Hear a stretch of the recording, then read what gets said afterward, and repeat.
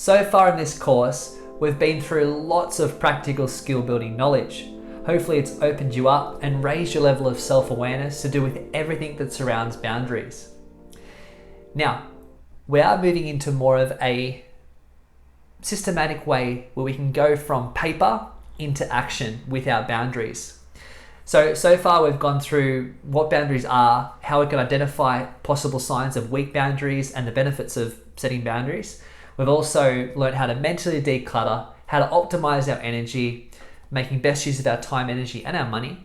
And we've also learned lots of effective communication and listening skills, which are a superpower in this day and age. So what we're going to do now is we're going to create a familiar scenario. We're going to start with paper, and I want you to follow my 3-step process going from paper to what's known as a low-risk exchange.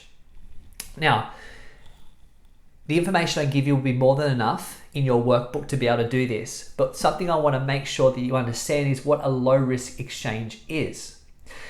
So let's say you have been working long hours for your boss. You work harder than everyone in the work team. You're doing longer hours and you're also more productive in that time frame.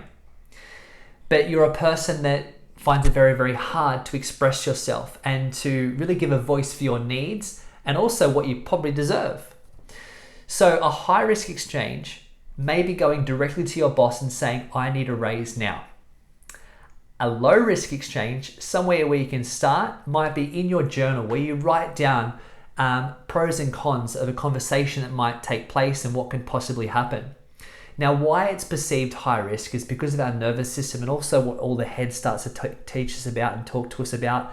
So in order to get beyond that head noise and get you into a place where you can set an effective boundary, and we move from high risk back to low risk, what we're going to do is get practicing with the lower risks and make our moves up from there. So follow this process that will help you with this. A low risk exchange might be going to someone you trust. It could even be a co-worker that understands your situation, or it might be a trusted friend. You take your boundaries work that you've just went through. You've found a really nice way to communicate. You've wrote down a couple of things you could possibly say in the orders you practice. It will never go exactly to plan, but that's the purpose. We want to get ourselves into a position where we feel confident enough to be able to take that low risk step and then move towards having that conversation with the boss. Remember exactly what boundaries are. Boundaries, they convey our levels of self-worth, okay, and our levels of self-care. So it isn't always a bad thing to assert a boundary based off of those principles. So enjoy the process. Practice will yield you the best results. Success is found in the repetition of this work. You will learn lots about your character, lots about yourself, and I'm sure it will be challenging, but please have courage in this process.